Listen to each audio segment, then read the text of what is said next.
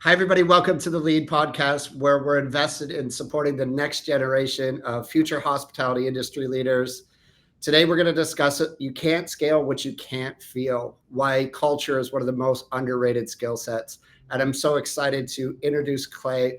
Before we kind of get into the journey and some really important questions that Amy and I have for you, I'd love for you to tell a little bit about your story. What was your journey, and at what point did culture become so critically important to your success and your path? Well, look, I mean, culture's always been super important as part of my journey. My background, I've been in restaurants all my life. I started as a busboy when I was 16 years old, growing up in Southern California. Bob's Big Boy, shout out to the old school. It was one of those jobs that I realized, the harder I worked, the more money I made. I put myself through college waiting tables, went into management. Marie Callender's was a manager for Chili's, an old chili head way back in the day. Jumped from Chili's into marketing for Chili's. My degree is in marketing. Yeah. Went to Houlihan's, went to a consulting group and worked for some brands like Bennigan's, old school restaurants, casual dining. Went into the executive ranks, became the CEO for Metro Media Restaurant Group. And then probably my biggest, culture shock probably was the learning experience I got working with Todd Graves at Raising Cane's for 6.5 years. Was the president and the CMO there for restaurants 60 to 250. Wow. Learned a ton from Todd and working hand in hand with him and the executive team there as we grew the brand. Moved from Baton Rouge, Louisiana to Dallas, and culture is everything there. I could go on and on for days. I spent a couple of years at Payway out in Scottsdale, and then got the opportunity, got a call from Randy DeWitt that started a small taco concept called Velvet Taco. Joined at 4 restaurants, came here to Dallas, and have been here now 8.5 years later, and we've got 52 restaurants going strong, about ready to open up internationally. And culture is everything that we do. It all resonates around culture, and is a huge important part of what we do. So I can't talk enough about it. And I can see how important it is to, because the difference is to watch how excited you get. One thing that I share is 70% of results are driven by our physical state, how we show up. But there was a point there when you shared about your Raising Cane's experience where your energy, you look very reflective. It sounded was powerful for you. You brought it forward. Was there something there that you experienced? Culture is a big term, right? Is there Yeah. what did it look like, and what does it look like for you now? Yeah, I mean, look, I went to Raising Cane's, and look, my background is marketing, has been marketing, and I learned there just how important it is to drive a business. Even at 60 restaurants, they've got almost 1,000 now, and I remember sitting down with Todd in his house. I spent the weekend with him before joining, and he laid out this vision about growing the brand of having restaurants all over the world. And even at 60 restaurants, and 54 of them were in the state of Louisiana, and he just had this vision and this culture.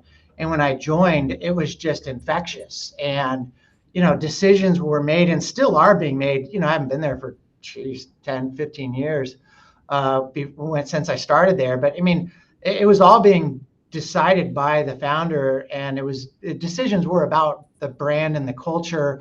And I think sometimes we make decisions as leaders about, numbers, and you look at a P&L. The decisions sometimes have to be made by gut and culture and what's right about the brand. And, that sometimes is a tough decision to make. And, I think Peter Drucker said one time, culture eats strategy for breakfast. Sometimes the best strategy will fail if people don't get behind it. And that's what culture does. Culture solidifies people. It gets people excited. When I first joined Velvet Taco, we sat down and came up with, our mission, our vision. And I remember when I sat down, I think we were 5 restaurants. We just opened the 5th restaurant. And I thought I was so smart. And it was just me. I had hired like one other person. The first person I hired, her name was Heather McIntosh. She's still with us today. She's our VP of people. And I had laid out this whole vision. And I think I'd come up with this, like, something you would see in a dentist's office, soaring on wings of an eagle. And, like, we're going to be the best. And I had come up with this idea, and I'd shared it with our GMs. And I pulled all the GMs together, because that's all we had were the key GMs at the time. And I said, hey, what do you guys think about this as this vision? And they kind of looked around at each other, and they said, well, that's not really us. And I said, well, what do you mean that's not us? And they said, well, that's, like, I said, it's something around the lines of, like, we're going to strive to be the best. And they said, well, that's not us. And I said, well, what do you mean? They said, well, like, we kick ass. And I said, well, why don't we just make that our mission vision? And they said, well, can we? And I said, sure. And so we sat down and we pounded out 4 key vision and values that is part of our culture today. And that's be relentless, be a rebel, stand together, and then kick ass and take names. And that has stood the test of time now for almost 8 years. And the unique thing is that it came together through operators. And, it's be relentless, never settle. It's be a rebel. Like, we do things our way. Stand together. We're different, but we're unique. We do things, we work together as a tribe. Like, we don't say employees. We don't even say, we say it's a tribe. It's a team. We have words that we use. We don't call them stores. We call them restaurants. This is the corporate office. This isn't the home office. It's the restaurant support office. We sat together over the course of probably 2 days, and we defined how we were going to talk about our company. And we have this language. And yeah, my favorite one is we kick ass and take names. We're bold in how we operate. We do it together, and we have fun. The best part was we had a transaction with a second private equity unit, a group, and I did a little roadshow, and I got to stand up and tell people, these private equity groups, like, here's our core values. We kick ass and take names. And, here I am with all these private equity guys, and, like, I had to keep a straight face and tell them how to do that, but that's who we are. And so I think it's awesome. I think that's awesome. I have a quick question. Like, when I'm listening to you, first of all, I love your passion. You're just the Energizer Bunny. And like I was saying before we got on the call, you're this approachable CEO. Everybody wants to be around you. People want to follow you. But when you're talking, one of the things that a lot of us talk about with emerging leaders is you can't make, and all of us, like, we can't make decisions at the C-suite level or the leadership level. Emerging leaders got to go back to where the end user is and asking them what they want, so that you do get the buy-in and that participative, affiliative kind of leadership style. So where did you pick that up and know that that's important along your journey? Because the Houlihan's, right? All these big, all of that, but you pick it up as you go along. And yes, you went through college, but you kind of get that skill set in the restaurant more so than in a school. So I'm just curious what your learnings were there. Yeah, I mean, look, I think the best learnings that you have are in the restaurants. I can remember Doug Brooks from Brinker coming in restaurants and asking what I think. The best leaders are the ones that come in restaurants and pull you aside and put your arm around you. I can remember the first GM I had, sitting and explaining to me when I was a 23-year-old dumbass, quite frankly, that didn't understand how restaurants were run, and explaining me how to do an inventory, or pointing out burned out light bulbs that sometimes I didn't notice on my shift because I was going in there every day. And so I think that as leaders, it's important that you spend time in restaurants, regardless. Look, I work at an office. I'm standing in an office. We built our RSO right next door. I don't think you can see it, but there's a restaurant right outside my office. I specifically built our restaurant support office next to a restaurant so that I can go in and talk to our general manager. Our general manager there, Emma, is the first general manager that trained me 8 years ago. And like, I love her. I don't say that about a lot of people, but like, I can go in there and ask her, hey, what did I miss on our last menu rollout? And she'll tell me. I think that that's important as an emerging leader. You always got to remember to go back to the roots and the people that are there interacting with guests. There's no cash register in my office.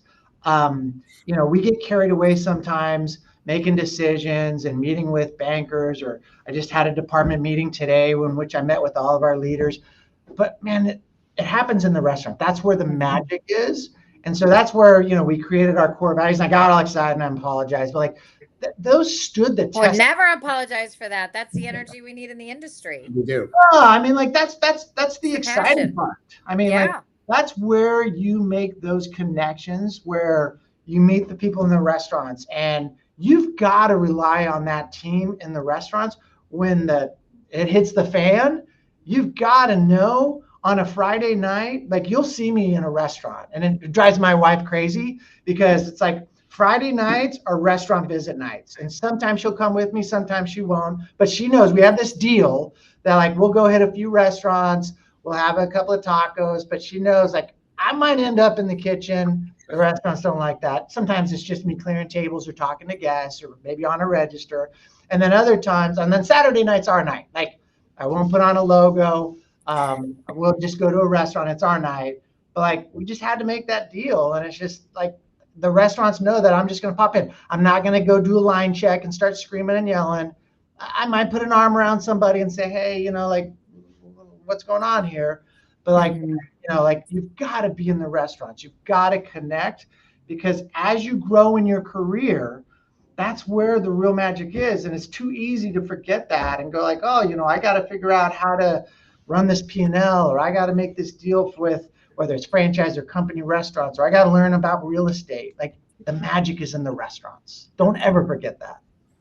If you are a manager, like when you were a manager up and coming through the ranks, what are one or two things that somebody could take away to get to your seat and to build that culture? Because culture is why you stayed where you were for so long in the restaurant space and different brands. Sure. Great question. Volunteer for everything. No matter what, raise your hand. If you're a manager, we call them areas of ownership in our company. Volunteer to learn field marketing. Go do pop-ups. If there's a project, volunteer your restaurant to be part of it. Volunteer for pilots. Volunteer to be a liaison. I mean, like one of the best opportunities I ever had was to get involved in Brinker's different areas. Like I volunteered for everything I possibly could. If I didn't know something, I volunteered to do inventory when I was 23. I didn't have to do inventory with the GM. That was his job. But man, I raised my hand. I went in early just to learn it. And it allowed me to propel quicker through my career. When Doug Brooks came through on a restaurant tour, I made sure I was there that night before. We called them cleaning parties. I made sure that night. And then I remember those, but now you look at the labor line, you're like, I'm not going to do your inspection day. You had a cleaning party. That was a long time ago. I don't know what they do now. But I made sure I was there the next morning as well. Like I just happened to be there, and I just happened to make sure that I was available for whatever it was. Volunteer. If there's pilots, volunteer. Even if you're in the corporate office, or we call the restaurant support office, if there's an opportunity to be part of a committee, volunteer. As I was coming up through the ranks, I volunteered for stuff I had no idea. I still today have a little book, and it's filled with notes. Like if I didn't know something, I would write it down and I would nod my head and I'd go look it up later. And I would just be like, oh, gee, what does that mean? But I just like, oh yeah, okay. And I go look it up and research it later. Volunteer for things, get involved, get a mentor. That's the other thing. Find somebody. Our industry is awesome. Any of your listeners, look, I'll give you my information. It's clay.dover@velvettaco.com. You got a question, send somebody a note. You guys are more than happy. Amy, you volunteer for everything. Like our industry is amazing because it's full of people who just want to help each other out. Now, I'm not going to give you any of my recipes, but like, if you want help, just ask somebody. Some of my friends I've created through the industry through the years. And it's just, we all want each other to be helpful. It's hard enough as it is running restaurants. We're going to help each other out. So get a mentor, get a friend, volunteer, and that's the best way. I mean, just work hard. I'm not that smart. I'm an operator. I've got a marketing degree. I'm not a PhD. I'm not an MBA. This industry is one of those ones that if you really work hard, apply yourself, you can get ahead. It's just it's a great industry. I love it. It's such a beautiful contrast. And one thing that we've heard from the remarkable leaders we've had as guests is taking control of your own leadership and development. And you can see it in your passion, but not just your passion, your actions, right? So what can you control of your opportunity and volunteer and get mentors and have somebody pulling you through the industry? Yeah. I really love the core values. So I apologize to take us back to those, but not just the topics. One thing, because I had a chance to get exposure to a lot of great companies where values are written from almost a marketing statement, but it sounds like they're really operational values. Has there been a point for, like, this is important for the future leaders to understand when values are published, but they might be challenged? Has there been any point on your team where your values have been challenged and you had to make a decision based on what was happening around you? Yeah, I mean, look, at the end of the day, this is a business. We're in the business to make money. We all have shareholders, owners, founders. Listeners may be owners themselves. And it's above and beyond sometimes. And this is a business. It is a for-profit business. So there are times sometimes that whether it's the values or the culture, sometimes that gets questioned on, okay, is this really worth the ROI, the return on investment? Yeah. And, I think you have to be creative sometimes on how to drive that culture. Culture is not something that you hire a consultant to say, okay, I need culture now. Please come in and instill a culture and put a flyer over the hand wash sink of my restaurant. Culture is something that is a long-term investment, but it also doesn't have to be expensive. It can be a trip to a meal together, breaking bread as a team together. We do late night tours. So, for example, our restaurants at Velvet Talk are open late. As a restaurant support office, as a team, we go out. I wish I could say it was on a regular basis, but we try to go 2 or 3 times a year, and we break up and we drive to our restaurants. And I'm talking like, 11 o'clock, 12 o'clock at night. And we do late night restaurant tours. And the office team, the IT guys, the marketing team, the benefits folks, we split up. We pop in and we work. I mean, we don't, a lot of us have no idea what we're doing, but we're clearing tables, we're showing up. Yeah. Pretty funny watching the accounting team trying to help. They're standing around like, what do I do? I'm like, let me count the money. Oh, it's yeah. It's pretty funny. But they're taking pictures. We're on, whether it's texting each other, we're sending pictures. Half of them are zombies because it's past their bedtime. But we're open until 2 or 3 or sometimes even later in some of our downtown restaurants here in Dallas. But it's a great camaraderie, and it doesn't cost anything. We're popping in, maybe we're bringing some treats for the team there, but we're taking pictures, we're maybe bringing them some Red Bulls or something. But that's culture. That brings the team together. And it just takes a little bit of foresight to go, okay, we're going to prioritize it. So it just, it doesn't necessarily cost anything, but it just has to be a priority. And you have to make it a priority. And someone on the team, it should come from the top. It should be your leader. But sometimes you just got to say, whether it's your HR person or a training person, or maybe it's the ops person. Yeah. For me, it's usually it's me or Heather, who's our head of people. Yeah. Like, hey, elbow Clay, make sure that we're doing this. We need to have an outing. Identify someone and just make sure that they're always pulling on it, because I got to make sure that the company runs. I got to make sure that we're hitting our numbers. The ops guys are running the restaurants. Someone's always got to be making sure that they're carrying that flame and doing the right things. And then the second thing, you just got to put those things into play early and just say, you know what? For us, early on, I said that if you go and get the tattoo, so if you get this logo, if you get it tattooed, like a real tattoo, the company will pay for it. You would be shocked how many people get that tattoo. How many have tattoos? About 20 or so. I love it. We'll have to put some of those pictures in this, because you sent them. I will send them to you. We've got some pictures up. We'll flash them up there. Where is yours? Where's your tattoo? Can you say? Yeah, I was going to let you ask, Amy. I was going to let you ask. Yeah, my wife keeps telling me like, you're gonna have to get one of these days. I am not a tattoo guy. That's I think one of these conferences I'm gonna get nailed. You know, the funny thing is we do our conference and like we brought in a tattoo artist a couple of years ago, and I thought it was Oh, gonna I be. love that. I thought, well, it goes back to culture. So we've Yes. got this culture.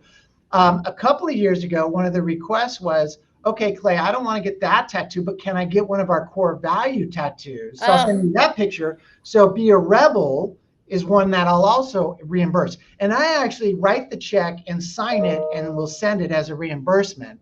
Oh my gosh, I love that. So it's like a whole event. So Be a Rebel or, you know, any of those core values now, we include that. And that was like a manager that made that recommendation and everyone loved it. So it's like Be a Rebel, you know, like some more people are actually getting that now than anything else. So it's kind of like if I leave, like I was shocked when people were getting these giant tattoos. I was like, okay, like, yeah, that's You pretty. can't get them removed, but hey, who wants to get a velvet taco tattoo removed? That's a gem on the Yeah, body. I saw one that an ex-tribe member turned it into a Death Star. So yeah, Okay, that went sideways, but that's okay. yeah, that one Okay, went you a have little to tell us sideways. about the longboard behind you. Oh yeah, Bring it over. Bring it over. yeah. I mean, this goes back to culture. So I'll go up and down the, I'll go up and down the office on my longboard. You ride that up and down the office? Yeah, yeah, of course. I'm from Love it. I'm from Southern California, so I haven't surfed for a while, but I'll wakeboard, I snowboard, anything sideways I'll do. I skateboarded a long time ago, so every once in a while, yeah. My benefits person is totally scared that I'm going to fall and break my neck, so I'm I had not to sure do you're actually that. really insured. You might have been declined on that. Because of the longboard. So, Yeah, I had to so hide one that. We did one our more benefit. question, and Matt We may did have our to chime insurance in. benefits renewal. They made me hide it. They're like, Yeah, "Don't show I that." don't think you've been approved for that, but for the for like the general manager level or the manager level on the call, when you were there, not only volunteering and taking up on everything, whether it's a pilot or all the things you listed, how did you build, like, what's the one thing on building culture as a GM? Because we do have a lot of people listening that struggle with it. Yeah. I always say it's easy on people, tough on standards. That's kind of my motto. Like, I'll love you all day long, but I also have high expectations of what you're going to provide and skill set you're going to bring to the table. But is there something that that kind of you think of when you were a GM that you did really well to stand out when it came to having people? Because people love anybody I've talked to loves to work for Clay. Yeah, I mean, look, you got to make it fun, first of all. You want to build a team camaraderie. And again, look, this was years ago. So, you know, I didn't have as many struggles as we have today. People actually lined up to come in and work and interview, which is not what we have today. So, you know, you got to make it fun. You want to build people up. We do things like for us today. Here's a couple of tricks that I'll share. We allow our team to choose their uniforms. So we have T-shirts and they're branded and they're logoed, but we actually put them out on our intranet. We have multiple designs and we allowed our tribe to vote on them. And those are the ones that will roll out on every 3 months, every 4 months or so. You change your uniforms that much? Wow. Yeah, That's we'll awesome. rotate them out, and we won't change all of them, but we'll keep them fresh, and we'll change one, and we'll keep them up, and they're just T-shirts with fun sayings, soup of the day, margaritas, or you know different kind of brand messaging and things like that. Um, I always feel that you should feel proud about it. Like I wear this logo every day. I put it on our stuff. I mean, that's one of the things I took away from Raising Cane's. You know that you know you always know when there's a Raising Cane's person is like you see them. So I took it a little slightly different where I put it on my clothes. I want to wear my clothes, but then I'll logo them, and so I make that available to our team. I don't force them to do it, but for our tribe and our managers, it's available to them. For our operators in the restaurants, we give them the choice, but allow them to customize it. I was, again, an idea of being in the restaurants. I'm in the restaurants in Atlanta, and I'm talking to our tribe hourly members, I'm asking them what they like, what they don't like, etc. And you want their honest feedback. And so I'm literally talking to the hourlies, and I feel that I've got a good enough rapport. And they said, we don't like the music. And I said, okay, well, why? And they said, I said, y'all got this Texas pop music that we don't like, and this isn't the music we listen to in Atlanta. And I won't make any sort of demographic conversations, but it's different what they listen to in Atlanta than Texas. And I said, I never thought of that. And so we now have different music for different parts of the country. I will tell you that our retention rates have increased over the last 2 or 3 years since we've implemented that. And I got different music in Nashville, and I got different music in Oklahoma now. We had one Velvet Taco music track. Duh. Not a one size fits all. Duh, right? But you listen to the end users who are in the restaurant, who see the guests every day. And it's the team member that's in there every day. But we created an ambiance in which people were happy. So as a general manager, you want to create that team morale. Now, on the flip side, I also, as a general manager, would be very straightforward. You have to hold people accountable. You have to be honest. There is no benefit to beating around the bush. And you don't want to be Mr. Popular. Like, look, I appreciate that people like, working for you, or like you want to be happy and popular. But at the same time, you have to hold standards. You have to be, hold people accountable. If someone is not cutting it, you've got to let them know. They have to know where you stand and what your standards are. We have a saying here is, what's your standard? And if you don't reach the standard, I'm sorry, we're just going to have to let you go. And as a general manager, I firmly always felt that way. And like, look, it's a straightforward conversation. Here's our standard. And if you're not reaching our standard, hey, I might like you and I might enjoy you, but you're not going to work for me, or we're not going to work together. And it's unfortunate, and we can still be friends, but it's just not going to be there. And so I think that that's one of the things. Sometimes I don't even think that it's not afraid to, hold people accountable. It's just like, we want people to like us. Sometimes you just got to be transparent and just say, look, I like you. You're a nice person. We can hang out afterwards, but like, we're not going to have this. And most of the time they move on and they become happier because we weren't not a good fit. So it's okay. Nobody wants to have that weird relationship going. And it's just it's a big boy conversation that just has to happen sometimes. I agree. And I just have one, as we get to the end of this incredible episode, and I'm like glued to my screen, but there's one thing that you shared there so we do a lot of discovery calls every year. So we talk to hundreds of leaders of what they want most from their senior leadership. And one thing they ask for that is repeated, no matter the category or size of restaurant group, they want time. So I just like to give us a hook at the end. Like you shared so many remarkable insights of how you created time, even back to your experience at the Gentleman's House when you joined a previous company, but you just layered in like 10 different opportunities. For somebody out there, just share from your perspective, how does time create relationship? How does time create culture as we close this episode out?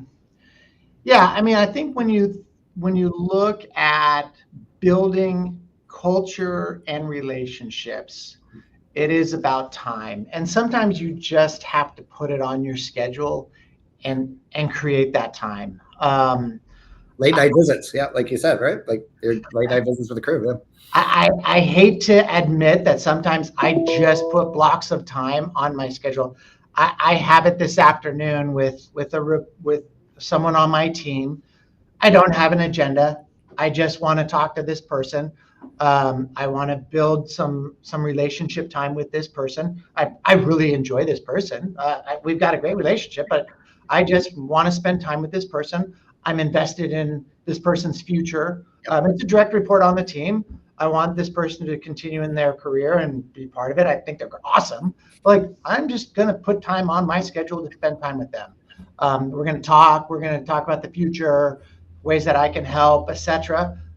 I have to put it on my schedule, or else my day will just get consumed. If I don't put it on a schedule and just put this person's name and an hour on a Friday afternoon at 3:00, it'll just get buried. And sometimes you just have to do that. As a leader, and maybe it's for yourself sometimes. If you're a GM or if you're an emerging leader, You just have to say, hey, I'm going to spend time developing with this person, or I'm going to set this time aside and work on blank. You just got to carve out that time. Time is so valuable. Real quick, I hate to go back to, mentors, but, a Todd Graves or a Doug Brooks. Doug Brooks at one point, now, for those that don't know, Doug Brooks was the CEO of Brinker, multi-billion-dollar company. He's a mentor of mine. There was a time in my career when I was an executive and I didn't know quite what I wanted to do. I called him up. He carved out an hour and a half of his time and said, hey, come over to my office. Just cleared his schedule, sat down and talked about like I get goosebumps now thinking about this. I mean, he didn't have to do that. I hadn't worked for him for 10 years, but yet here this gentleman was that allowed me the time to sit down and gave me advice, etc. Like, like who does that kind of thing? And you do. You're giving it back and doing it yourself. So yeah, but I mean, like that's the kind of thing that you go, all right, that's where you go and pay it forward. And so, sure. That's the kind of mentorship that we all can do. And if someone like that can do it, I can do it. And so when you're an up and coming leader, you do those types of things and it pays dividends back. I would not be in the position that I am, as small of a role that I have, if I didn't have those kind of leaders along my path. Sure. Like I said, I can remember every general manager that I had. I can remember every CEO. I judge my life, as much as it drives my wife crazy, through times of my professional career. I can remember specific, times in my career where I was like, oh, I was with this company and this was my boss or this was my like I know people that came in and out of my lives professionally and how they impacted my roles and my mentors that were so important in my development and what I picked up and learned from them and continue to do so today. I mean, I have people that worked with me, for me, that now I call and they said, hey, what do you think about this? Or about this, what do you think? I still have calls with people on the regular and bounce ideas off of. I mean, there's groups that, Amy, you're a part of that. We get together and we discuss like, hey, I'm being challenged about this. Like, what do you guys do about this? Like, nobody's got the answers. We're all trying to figure it out together. Yeah. Well, I just want to thank you so much for the time. One thing we always meet, Amy, so always say, show me your calendar and I'll show you what you value. And you just put that together clearly. And I can't wait to be your guest again when we come to Dallas on July 9th for the lead event hosting there. So one of my stops is will be your guest again. Super excited. We'll have some tacos. We'll have some tacos. And Amy, anything to share before we wrap up today's episode? Just super grateful for your leadership in the hospitality space, Clay. You're one that people try to emulate. And when there are people that walk in the room, but you can feel it when you do. So whether you have a velvet jacket on or not, but super admire you. And thanks for being on and volunteering your time. And, he came to Sizzle and Spin. He supports us in a million different ways. And so this is just a nonprofit trying to help emerging leaders know how sexy the industry is and stay in it and know they can get to where you are. Anything I can do to help, like I said, I'm here to help. And if anybody out there needs advice or is struggling with anything, I'm happy to answer any questions or be available. I appreciate everything that you guys do. It's a great organization and look forward to it. Thank you. Thanks, Clay. Thanks, Clay.